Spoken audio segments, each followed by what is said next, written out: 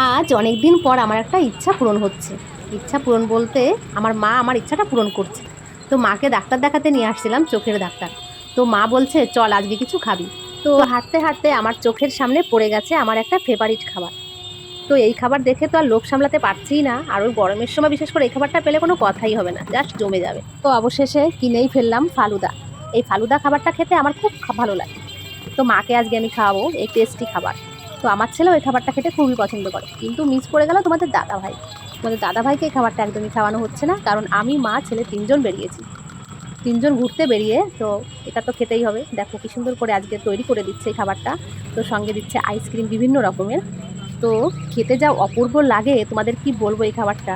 তো আমি একদিন খেয়েছিলাম ফার্স্ট, তো সেদিনকে আমার জিভে লেগে গেছিলো। সেখান থেকে আমি বিরাটিতে আসলেই গরমের সময় তো এটা আমি কখনো মিস করি না। এটা ঠিক আমি খেয়েই নেব। তো দেখো শেষমেশ তৈরি হয়ে গেছে ফালুদা, কি দারুণ দেখাচ্ছে। এটা দেখতেও যেমন লাগে, খেতেও তেমন লাগে, জাস্ট অসাধারণ। তোমাদের কি বলবো।